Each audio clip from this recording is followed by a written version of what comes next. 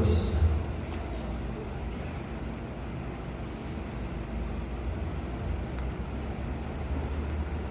A partir do versículo 11.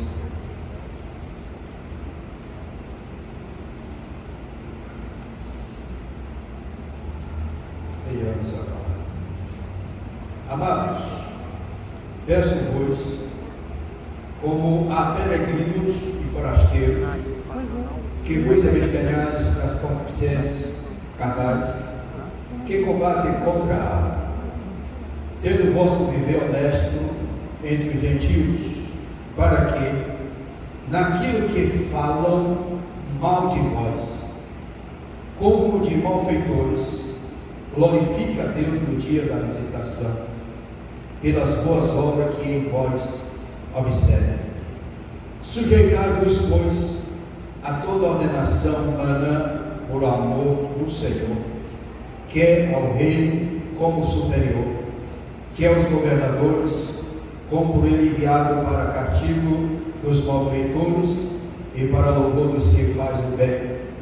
Porque assim é a vontade de Deus, que, fazendo o bem, tapeis a boca a ignorância dos homens loucos, como livres e não tendo liberdade por cobertura da malícia, mas como servo de Deus, honrai a todos, amai fraternamente e temei a Deus, honrai o Rei. Amém? E tomai vossos assentos. Meus amados, o texto que nós lemos dá-nos a entender que é um convívio do cristão na sociedade. É o relacionamento do cristão na sociedade. Para nós entendermos o contexto, quando Pedro escreveu esta carta, aqueles irmãos que haviam se convertido ao cristianismo, eles estavam sendo perseguidos, tanto pelo Império Romano, como a crítica dos gentios, que não acreditavam no cristianismo. Porque o tratamento de Senhor Jesus, era o mesmo Senhor que eles tratavam com ele. Então, por isso trazia para eles um descrédito. E eles eram zombados, criticados. Nós hoje, como cristãos que somos, podemos até ser criticados, zombados, mas não imagina como era naquela época. Então, quando ele escreveu essa carta, aconselhando aqueles irmãos, para que eles, como vivendo no meio deles, o viver deles, fizesse a diferença, mostrasse que a maneira, o comportamento deles, viesse calar todos aqueles que falavam mal, que criticavam, eles viessem, a resposta seria pelo comportamento. A resposta para a sociedade daquela época seria o comportamento daqueles irmãos. Ele escreveu essa carta para fortalecer a convicção daqueles irmãos, e dizendo que eles passariam, mas em que tudo viesse glorificar o nome do Senhor. E ele começa dizendo: amados, era uma das saudações favoritas dos escritores do Novo Testamento. Aqui, por aproximadamente 62 vezes, é mencionada esta palavra, amados. Tratamento amoroso, ele serve para mostrar que estas exortações que ora Pedro traz foram dadas com uma atitude altruísta. Aquilo que era ordenado aos crentes não visa o propósito de prejudicá-los, furtando sua liberdade e impedindo a sua autorrealização na vida. Antes, Pedro teve o cuidado de levar em conta o bem-estar eterno das suas almas. Ele estava preocupado com a alma daqueles irmãos. E aqui, ele, versículo 12, quando ele diz da convivência, com os irmãos. Ele diz: tendo o vosso viver honesto entre os gentios. Viver honesto naquilo que falam mal de nós, como malfeitores, glorifique a Deus. E aqui primeiro como exemplo para o cristão, como exemplo para o mundo. E aqui faz nós lembrar da oração sacerdotal de Jesus, quando ele diz: não peço que atire do mundo, mas que o livre do mal. Está lá em João 17:15. A missão dos discípulos de Cristo é nós sermos sal da terra e luz do mundo. Neste mundo que nós vivemos, o nosso papel é esse: é de ser sal, é de conservar, é de iluminar, para nós fazermos a diferença no mundo em que nós estamos vivendo. O papel nosso é esse. Isso exige de ter um contato com o mundo e não temer diante dele ou fugir. Cristo não orou para que o seu discípulo fosse tirado do mundo, mas sim preservado do mal que há no mundo. É ser preservado do mal que há no mundo. Todo crente deve influenciar a sociedade. A prática do bem como testemunho de manter-se afastado da consciência, carnal, do desejo, carnais. O modo de viver do cristão tanto pode exaltar como denigrir o nome de Cristo. Ele pode glorificar, mas ele pode crucificar Cristo novamente. O nosso testemunho, ele pode exaltar o nome do Senhor, mas ele pode ser criticado ou crucificado novamente, porque a toda pessoa ele deixa de cumprir, de viver uma vida cristã, uma vida sagrada, uma vida consagrada para o Senhor, e deixa de ser levado pelos prazeres do mundo, pelos desejos. É como se estivesse crucificando o Senhor novamente. É como se o sacrifício de Cristo não fosse o suficiente, precisasse outro sacrifício, e nós não teremos. O sacrifício dele foi único e suficiente para nos salvar, e nós temos a grande responsabilidade, como discípulo dele, nós influenciar positivamente no mundo.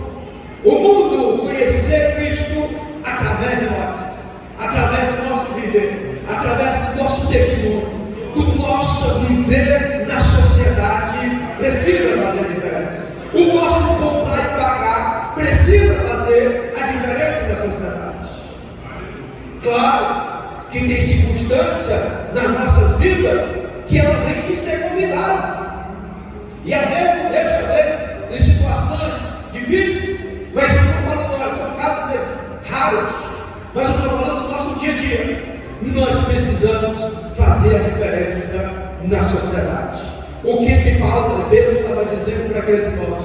Quando alguém olhar para vocês, se falar mal, eles vão ver outra diferença. Foi por isso que, se não me engano, foi Plínio que escreveu uma carta para o imperador romano, que ele disse que ele tinha colocado os crentes no meio, um povo dele no meio dos crentes, para ver como é que era naquele tempo. E ele viu que o comportamento daqueles irmãos não era aquilo que o imperador falava, não era aquilo que eles perseguiam aqueles irmãos, era diferente. E que convive com o cristão, a pessoa do crente, ele precisa ver essa diferença nas nossas vidas. Aleluia. Nós precisamos fazer a diferença, porque a imaginou um ímpio chegar para você e dizer: mas tu é crente, e tu faz isso, e tu faz aquilo. Ah, mas eu vivo uma sociedade que eu também tenho liberdade. Falei, vamos ver até qual que é a liberdade que nós temos. Eu não estou voltando, eu tenho o mesmo direito que os outros. Precisamos ver, sei lá, até que direito é ele. Como cristão, nós temos que fazer a diferença. Não deixa para ver essa diferença só naquele dia, como diz lá em Malaquias, que a diferença é entre o justo e o ímpio. Nós precisamos fazer a diferença para alcançar aqueles que não conhecem o Senhor Jesus. Primeiro, o exemplo para o outro. Segundo, as boas obras. Para o cristão fazer o bem significa viver de acordo com a palavra de Deus, os quais expressa a sua vontade. É procurar viver a vontade de Deus. A vida cristã genuína deve ser vivida de tal forma que, ao observá-la, as pessoas se sintam motivadas para glorificar a Deus. Vamos ver o que diz Mateus capítulo 5 e o versículo 16.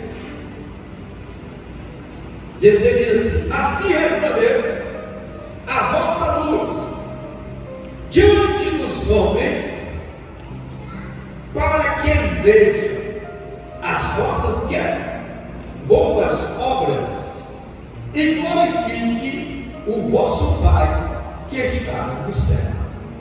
Isso aqui foi o Jesus que deixou para nós. Ele deixou e disse que os discípulos são sal da terra, luz do mundo, e ele diz que a luz não pode ficar ofuscada, ela tem que brilhar, ela tem que resplandecer. Assim somos nós neste mundo em que nós vivemos. E Paulo escreveu nos Filipenses, versículo 5 bastante aqui, Filipenses capítulo 2 e versículo 15, diz: para que sejais irrepreensíveis e sinceros, filhos de Deus, inculpável no meio de uma geração corrompida e perversa, entre a qual resplandeceis como astros no mundo. No meio da sociedade nós precisamos resplandecer. Jesus, ele é a luz verdadeira, e ele está em nós. Então ele nós, o reflexo vai dar na sociedade em que nós vivemos. Aonde você chegar, a luz vai chegar, e o reflexo ele precisa refletir na vida daqueles que não conhecem ainda o Senhor Jesus, através da nossa vida. Terceiro, a liberdade cristã. O exercício da liberdade cristã pelo crente não é simples e fácil como muitos imaginam. Além dessa aqui, Paulo que ele escreveu, Paulo escreveu os Gálatas sobre essa liberdade, carta aos Romanos. A Bíblia trata desse assunto. Detalhe interessante, que Gálatas, capítulo 5, vamos ver aqui os Gálatas, capítulo 5, da carta aos Gálatas, versículo 1 e 2 diz assim: estáis, pois, firme na liberdade com que Cristo nos libertou, e não torneis a meter-vos debaixo do jugo da servidão. Eis que eu, Paulo, vos digo que, se vos deixardes a Cristo, de nada vos aproveitar. Mas aqui, só quero pegar essa parte, que a liberdade, porque nós alcançamos, nos ensina que a liberdade cristã nunca deve ser usada para encobrir atos maliciosos. Se a liberdade for usada para o mal, deixa de ser liberdade, para ser escravidão espiritual. A conduta e o comportamento infelizmente, de acordo, são considerados como uso da liberdade cristã. Não é outra coisa senão anarquia. Aonde vem a zombaria? Aonde vem a crítica? E Pedro, ele falou sobre isso já na sua segunda epístola, capítulo 2, e versículo 19. Ele vai dizer: prometendo liberdade, sendo eles mesmos servos da corrupção, porque de quem alguém é vencido, de tal faz também servo. O que ele vence? Quem você é vencido é deixar de ser levado pelo Senhor, pelo Espírito Santo, ou pelo pecado? Então, aquele que domina a pessoa, ele vai ser escravo dele, ele vai ser escravo dele. E aqui, essa liberdade que a pessoa, no nome dela, faz aquilo que não agrada do Senhor, se torna uma zombaria, uma anarquia para a igreja. É o temor do Senhor e a palavra de Deus, a direção e o poder do Espírito Santo em nossas vidas, que nos levam ao correto uso autêntico da liberdade cristã. Se nós não tivermos o temor de Deus, ou seja, honrar, respeitar, considerar ao Senhor, e a palavra dele não tivermos sim a palavra na nossa vida, e a direção e o poder do Espírito Santo não tiver, nós não vamos viver uma autêntica liberdade. Mas quando ela é aplicada na nossa vida, nós vamos ter autêntica liberdade cristã.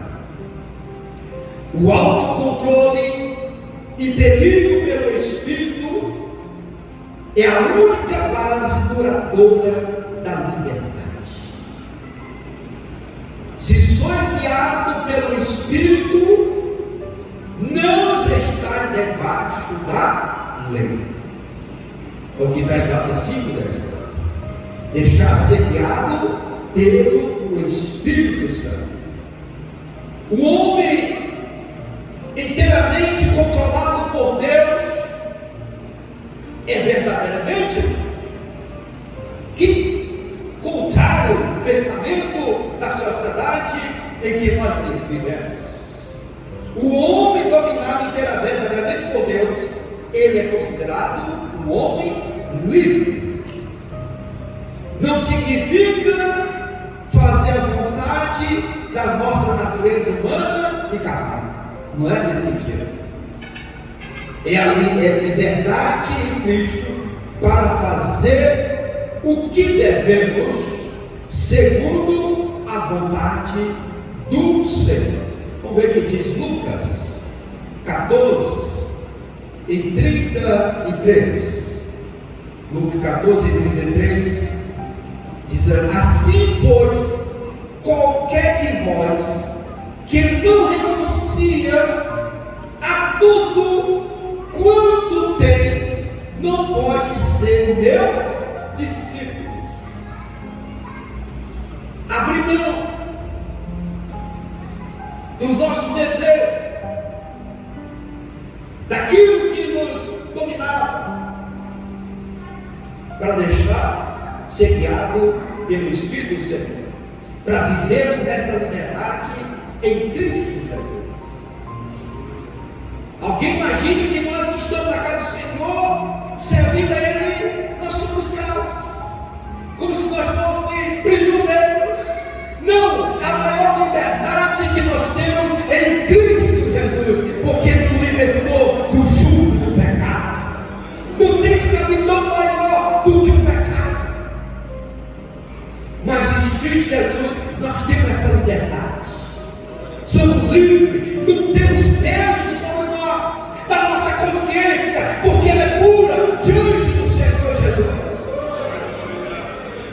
Quantos estão no mundo com a consciência pesada, escravizados, mas nós estamos aqui livres diante da presença do Senhor, em qualquer lugar, podemos levantar nossas mãos santas e adorar o Senhor, glorificar Ele, porque somos livres.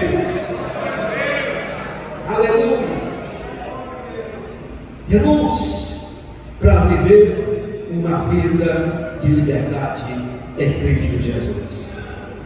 Uma pessoa que realmente ama a Deus,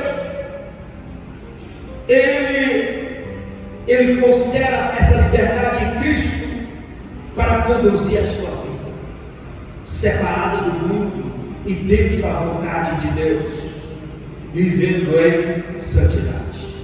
Primeiro, nós vemos o cristão se relacionando com a sociedade, no dia a dia, com nossos vizinhos, nossos colegas de trabalho, no colégio, em qualquer lugar. Nós precisamos ter esse comportamento. Segundo, o comportamento do cristão e o Estado, que é diante das autoridades. Jesus, ele ordenou, está lá em Mateus 22 e 21, dá a César o que é de César. A Bíblia ensina que os que governam o faz por delegação divina. Todo o poder, ele pertence a Deus. Está lá no Salmo 62 e 11. Todo o poder pertence a Deus. Portanto, submeter-se à autoridade é um modo de honrar a Deus. Submeter a autoridade é um modo de honrar a Deus, porque a autoridade suprema é Deus. A submissão é um ato de fé que estabelece Deus com autoridade máxima sobre o relacionamento, seja com o governo, com a igreja, emprego ou família. Quando a maior autoridade, a maior responsabilidade para com Deus. Quanto maior a autoridade, maior a responsabilidade para com Deus. Todo cristão deve respeitar as leis e ser cauteloso e autodisciplinado. É fácil? Não é impossível. Quando diz sujeitar-vos, essa expressão aqui no versículo 13, sujeitar-vos, não implica a obediência cega às autoridades. Não é uma obediência cega às autoridades, mas consciente. Obediência consciente, à luz da fé cristã. Observe que Pedro, ele escreve isso aqui, falando para os irmãos se comportar diante da sociedade, honrar as autoridades. Até que ponto nós podemos honrar as autoridades? Até que ponto nós podemos cumprir esse aqui? Porque Deus instituiu e ordenou os governos para garantir a justiça, a ordem e a justiça na sociedade. Deus criou para isso. Por isso nós estamos submetendo a eles. Todavia, se tais governos deixar de exercer a sua devida função e passar a agir de sentido contrário à palavra de Deus, o cristão deverá obedecer quem? A Deus, e não mais aos homens. Nosso dever é de obedecer a Deus. Enquanto autoridade, respeitamos, mas quando somos impelidos a desobedecer a Deus, somos confrontados para com os nossos princípios, aí deixamos de respeitar as autoridades. Temos respaldo bíblico? Temos. Vamos voltar lá em primeiro, vamos voltar aqui em Atos dos Apóstolos. 19. 4:19 e o 20. Respondendo, porém, Pedro e João lhe disseram: julgai vós se é justo diante de Deus ouvir-vos antes a vós do que a Deus, porque não podemos deixar de falar o que temos visto e ouvido. Qual foi a circunstância aqui?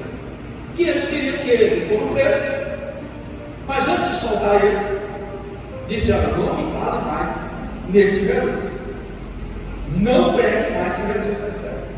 Aí foi como Pedro expressou dessa maneira: está mexendo com o nosso princípio, nós não podemos calar, deixar de fazer a vontade de Deus para fazer a vontade dos outros. Está voltando lá no livro do Êxodo, capítulo 1. Êxodo, capítulo 1, versículo 16. 16, aqui diz 17.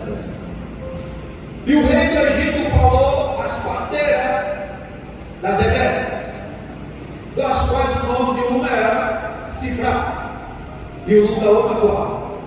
E disse: quando ajudardes no parto das hebreias e as virgens sobre os assentos, se for filho, matai-o, mas se for filho, então viva. O que aconteceu? As parteiras, porém, o que elas fizeram? Temeram a Deus. O temor dela foi a Deus. Temeram a Deus e não fizeram como o rei do Egito lhe disseram. Antes conservaram os meninos com vida. Porque o temor de Deus aqui foi quando foi desafiado para contra o princípio de Deus. E elas não deixaram ser levadas por isso. Tem outro texto que em Daniel, capítulo 6, versículo 4 diz assim: então os príncipes presidentes procuravam achar ocasião contra Daniel a respeito do rei, mas não podia achar ocasião ou culpa, porque ele era fiel e não se achava nele nenhum vício nenhum. Que exemplo é esse? Imagina se nós vivemos na sociedade alguém procurando encontrar um defeito. Rasteiro. Eu quero uma coisa para ele. Olha, se for uma falha dele. Olha, eu vou observar. Assim não deixa. Dessa nós vamos achar alguma coisa aí. E procuraram e não acharam. Aí o que eles resolveram? Eles não encontraram essa falha nele que eles queriam encontrar. Então, e tiveram uma ideia, que já aqui, já contrariando os princípios de Deus. Então, estes príncipes e presidentes foram junto ao rei e disseram assim: ó rei, vive eternamente. Eu não vivo eternamente, só conheço o que vive eternamente. É o Senhor dos Exércitos. Todos os príncipes do reino e os prefeitos e presidentes, capitães e governadores tomaram conselho a fim de estabelecer um edito real e fizeram firme este mandamento, que qualquer que por espaço, olha, aqui já os passos colocados, não é muito tempo, não é 60 dias, não é 90 dias, são 30 dias. Passo pequeno para encontrar uma acusação. Os pais de 30 dias fizeram uma petição petição a qualquer Deus, que fizer a petição a qualquer Deus ou qualquer homem e não atire o rei, seja lançado na cova do Medes. E o rei ouviu isso aqui e confirmou o edito. Ele assinou o edital, que era como a lei dos metros 10, que não podia ser revogado, né? E por causa disso, o rei foi e assinou esse edital. Quando ele assinou, ele foi lá, fez Daniel estava orando. Daniel estava buscando o Senhor. Agora é interessante que o versículo 10 não mudou. Daniel não sentiu a amedrontado. Ele não temeu, porque era costume dele ter uma vida de oração na presença do Senhor. Tentaram ferir que o princípio dele foram contra aquilo que ele buscava. Aí Daniel, pois, quando soube que essa escritura estava assinada, entrou em sua casa. Ora, havia seu quarto e janela aberta no banco de Jerusalém, e 3 vezes ao dia se punha de joelho e orava e dava graças diante de Deus, como também antes costumava fazer. Ele simplesmente continuou buscando a presença do Senhor.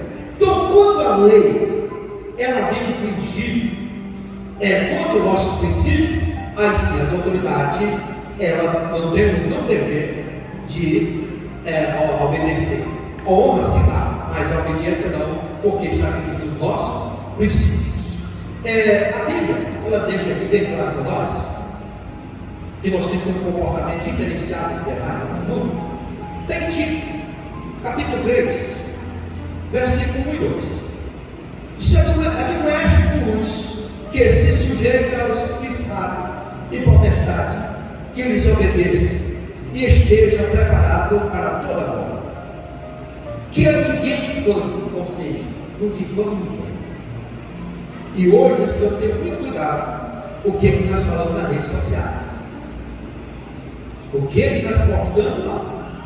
Nós não podemos difamar ninguém, porque senão se torna um documento contra você mesmo, que você pode ser processado. Não difame ninguém. Não ninguém difame. E nem seja contencioso, mas protege, mostrando toda a mansidão para com todos os homens. Nosso comportamento ele precisa ser diferenciado. E sobre ainda as autoridades, na Bíblia, quando a gente olha para Romanos, capítulo 13, 1, 7, foi Deus que instituiu. Mas, quando muda, confere esse princípio, é o que Pedro fez, e o que a Sabateira fez, e o que Daniel, o terceiro Daniel. É a nossa posição. Mas é o dever nosso. Nós devemos pagar nossos impostos, nós devemos andar desabilitados, porque a autoridade vai nos conformar. Não, eu sou crente. Aí eu tenho que dizer que não é crente mesmo, tem que acontecer. Mas nós, para dar exemplo, ser bem uma barreira aí, nós não regular. Nós, como cristãos, nós temos que fazer a diferença. Andarmos como rege a palavra do Senhor, os cumpridores dos nossos deveres. Precisamos estar, não é correndo escondendo de polícia, de fiscalização, não. Nós temos que ter nossa consciência tranquila diante da sociedade que nós vivemos. E por último, relações de trabalho. Eu falei isso aqui de vez, como nós estávamos ministrando sobre Colossenses. Mas vale a pena nós falar um pouco diferente aqui sobre o que estava lá. Os deveres dos que prestam serviço ao outro, prestador de serviço. Que naquele tempo 80% eram escravos, prestavam serviço. No dia que Pedro escreveu essa carta, e ele, principalmente no Império Romano, mas os deveres dele que prestavam serviço. Para nós, os que querem, o que quer que o cristão faça, deve ser feito como ao Senhor. O nosso serviço, como assim obedecer às autoridades, como a Deus, da mesma forma, nós que prestamos serviço, como se fosse a Deus. Como é que diz Romanos 14, 7 a 9. Romanos 14, do 7 a 9 diz assim: porque nenhum de nós vive para si mesmo, para si, e nenhum morre para si. Porque se vivemos para o Senhor, vivemos. Se morremos para o Senhor, morremos. De sorte que ou vivamos ou morramos, somos do Senhor. Pois foi para isso que morreu Cristo e tornou a viver, para ser Senhor, tanto de quem? Dos mortos, como dos vivos. Então, nós somos servos do Senhor, nós servimos a Ele. Então, quando nós prestamos os serviços, é como se nós estivéssemos prestando esse serviço ao Senhor. Deve trabalhar como se Cristo ele fosse o seu patrão. Esse pastor que falou um negócio desse, ele cozinhava tanto gado quando ele trabalhando para alguém, e agora se ele dizer que eu trabalho com o Senhor, agora não posso mais cozinhar gado com fome, né? Fazer aquele serãozinho, prover o dia, trabalhando para o Senhor, sabendo que todo o trabalho realizado como ao Senhor, um dia será recompensado com um galardão. Como ele diz Efésios, capítulo 6 e o versículo 8. Capítulo 6, nós vamos ler o versículo 6, capítulo 6, versículo 6 ao 8. Diz: não servi a Cristo como para agradar aos homens, mas como servo de Cristo, fazendo de coração a vontade de quem? De Deus, servindo de boa vontade, como ao Senhor e não como aos homens, sabendo que cada um receberá do Senhor todo o bem que fizer, seja certo e seja livre. Então a recompensa ela vem do Senhor pela obediência e pela dedicação ao trabalho. Qualquer trabalho ou serviço deve ser prestado como se fosse oferecido ao próprio Senhor celestial. Em todas as coisas, o que importa é o Espírito com o que é feito o trabalho, e não simplesmente o produto como o homem vê. Qual a atitude que eu estou fazendo? Qual o desprendimento? Qual a alegria que eu estou fazendo? Tudo que se faz deve ser feito de coração e de boa vontade. É fácil? Não. Mas é agradável diante do Senhor. Por que vem as promoções? Por que a pessoa cresce em determinado lugar? Exatamente por isso aqui. Eu ministrei esse ano passado para o jovem sobre jovens empreendedores. E eu falei que o jovem, o empreendedor, ele começa a valorizar quando ele está prestando serviço para alguém. Aonde ele vai fazer aquilo que ele quer ser um dia, ele vai prestar o seu trabalho. Ele vai fazer a diferença prestando serviço. Ele não é simplesmente denominado de empregado, mas ele é um empregado com uma visão de empreendedor. O empregado que não tem visão de empreendedor, ele nunca cresce. Ele nunca desenvolve de uma empresa. Ele vai estar sempre naquele patamar. Ou chega no último minuto e na hora que falta um minuto ele já está pronto para sair. Nunca vai crescer numa empresa. Ele nunca vai ser um empreendedor ou com essa visão. Que a visão de empreendedor é diferente. Ele é o primeiro a chegar. E antes de sair, ele procura o Platão. Se está lá dele, já posso ir? Essa pergunta fala muito diante de uma empresa, diante do órgão. Eu vou dar meu tempo de graça para ninguém. Se quiser, vai pagar a hora extra. Na primeira reforma, quem vai estudar assim no quadro? Quem está na fila? Quem é o primeiro? Não, eu sou crente.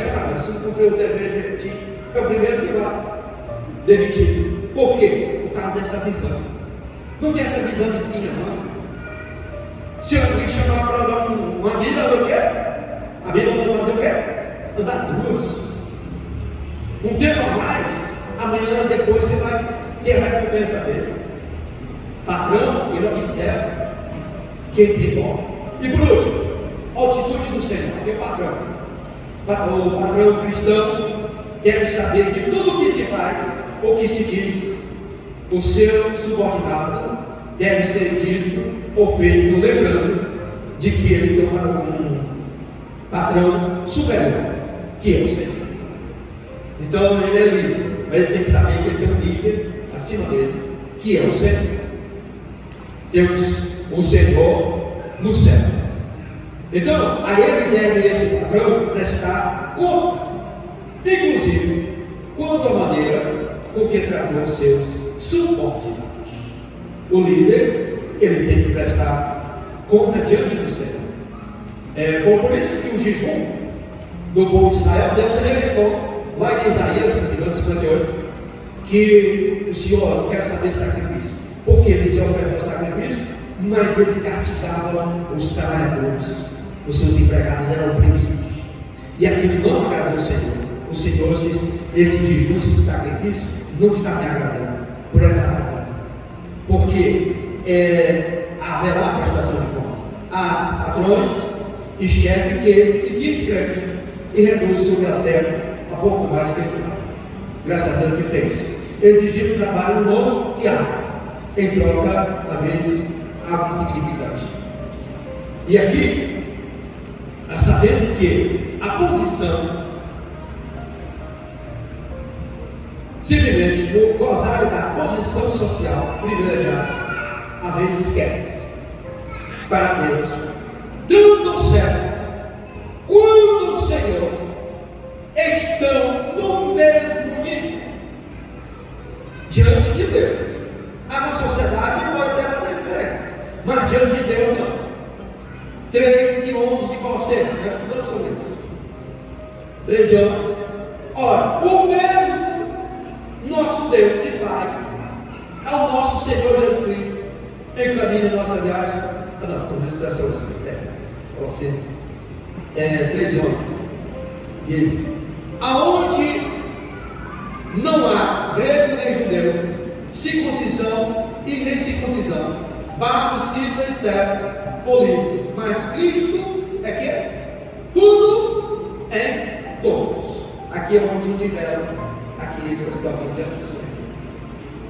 Agora, pois para ele não há acepção de pessoas, existem os deveres, e quando nós não cumprimos com nossos deveres, tanto empregado como patrões, nós somos penalizados.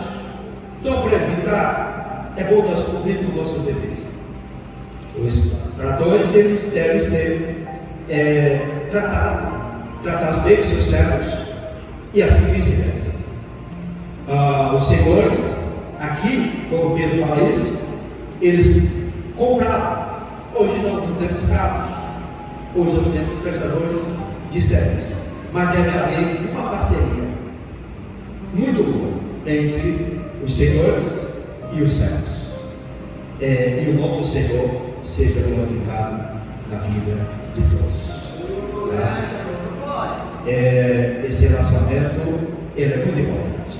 Pessoa que trabalha alegre, ele produz mais, e a recompensa ela vem.